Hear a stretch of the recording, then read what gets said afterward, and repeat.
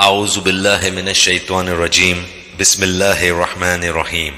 یقیناً ہم نے نوح علیہ السلام کو ان کی قوم کی طرف بھیجا کہ اپنی قوم کو ڈرا دو اور خبردار کر دو اس سے پہلے کہ ان کے پاس دردناک عذاب آ جائے۔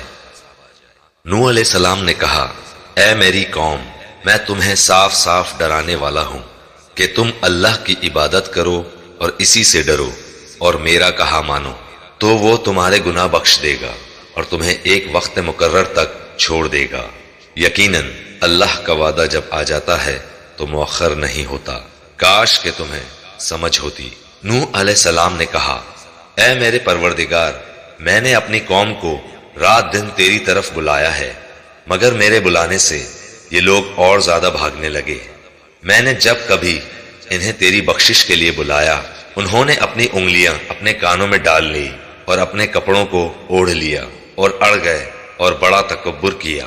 پھر میں نے انہیں بآواز بلند بلایا، اور بے شک میں نے انہیں اعلانیہ بھی کہا اور چپکے چپکے بھی، اور میں نے کہا اپنے رب سے اپنے گناہ بخشواؤ اور معافی مانگو، وہ یقیناً بڑا بخشنے والا ہے، اور تم پر آسمان کو خوب برساتا ہوا چھوڑ دے گا اور تمہیں خوب پہ در پہ مال اور اولاد میں ترقی دے گا، اور تمہیں باغات دے گا اور تمہارے لیے نہریں نکال دے گا۔ تمہیں کیا ہو گیا ہے کہ تم اللہ کی برتری کا عقیدہ نہیں رکھتے، حالانکہ اس نے تمہیں طرح طرح سے پیدا کیا ہے۔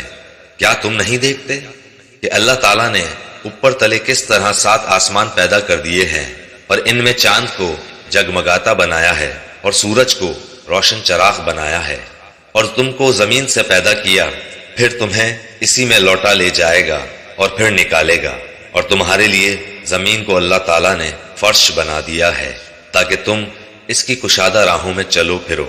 نوح علیہ السلام نے کہا، اے میرے پروردگار، ان لوگوں نے میری تو نافرمانی کی اور ایسوں کی فرما برداری کی جن کے مال و اولاد نے ان کو یقیناً نقصان ہی میں بڑھایا ہے، اور ان لوگوں نے بڑا سخت فریب کیا اور کہا انہوں نے کہ ہرگز اپنے معبودوں کو نہ چھوڑنا، اور نہ ود اور سوا اور یغوث اور یعوق اور نصر کو چھوڑنا، اور انہوں نے بہت سے لوگوں کو گمراہ کیا۔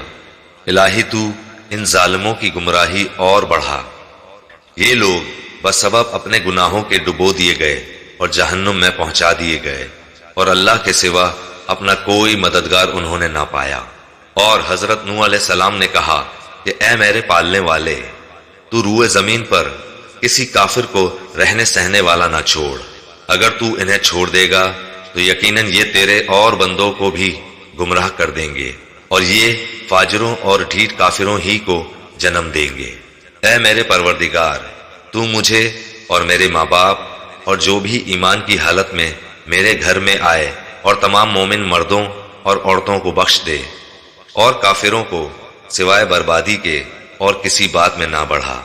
ابھی ہمارے اس چینل کو سبسکرائب کریں اور بیل آئیکن کو ضرور کلک کریں تاکہ آپ کو ہماری تمام ویڈیوز بر وقت ملتی رہیں۔